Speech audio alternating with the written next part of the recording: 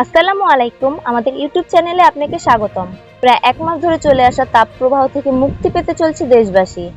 আজ থেকে বিভিন্ন জেলায় বৃষ্টি শুরু হতে পারে। পর্যায়ক্রমে দেশের অন্যান্য জেলায় বৃষ্টির পরিমাণ বাড়ার আভাস দিয়েছে আবহাওয়া অধিদপ্তর। আজ ও আগামীকাল কোন কোন জেলার আবহাওয়া কেমন থাকতে পারে এ বিষয়ে কি বলছে আজকের আবহাওয়া রিপোর্টে জানিয়ে দেব সম্পূর্ণ বিস্তারিত। ভিডিওতে সঙ্গে থাকুন। আর সবার আগে সবার প্রথম সঠিক আবহাওয়ার খবর জানতে আমাদের চ্যানেলটি সাবস্ক্রাইব করে রাখুন। এবার জেনে নিন এক নজরে। বুধবার ১ মে আবহাওয়া অফিস জানায়, চট্টগ্রামে বুধবার দিবাগত রাত থেকে বৃহস্পতিবার দুপুরের মধ্যে বৃষ্টির সম্ভাবনা রয়েছে। এতে রাত ও দিনের তাপমাত্রা কমবে। এদিকে আবহাওয়া অধিদপ্তর থেকে এক ব্রিফিংয়ে বলা হয়, বৃহস্পতিবার থেকে অনেক জায়গায় তাপমাত্রা কমে আসার সম্ভাবনা আছে। ময়মনসিংহ, সিলেট ও ঢাকা বিভাগ এবং কুমিল্লা অঞ্চলে বিচ্ছিন্নভাবে বৃষ্টি শুরু হবে বৃহস্পতিবার। তবে দেশের উত্তর, পশ্চিম ও পশ্চিমের জেলাগুলোর তাপমাত্রা শুক্রবার পর্যন্ত আগের মতোই থাকবে।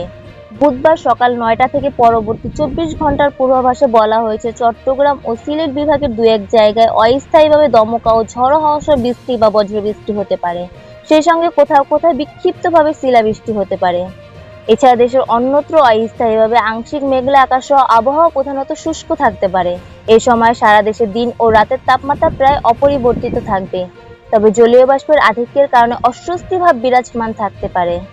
বুধবার দেশের সর্বোচ্চ তাপমাত্রা ছিল যশোর ও চুয়াডাঙ্গায় ৪২.৮ ডিগ্রি সেলসিয়াস এবং ঢাকায় সর্বোচ্চ তাপমাত্রা ছিল ৩৯.৫ ডিগ্রি সেলসিয়াস।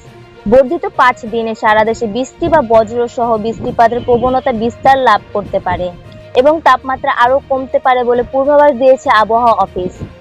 তো এই ছিল এখনকার মতো। এরকম আবহাওয়ার খবর জানতে আপনারা আমাদের নিউজ বাংলার সাথেই থাকুন এবং নিয়মিত আবহাওয়ার আপডেট পেতে আমাদের চ্যানেলটি সাবস্ক্রাইব করে রাখুন। এতক্ষণ সঙ্গে থাকার জন্য ধন্যবাদ।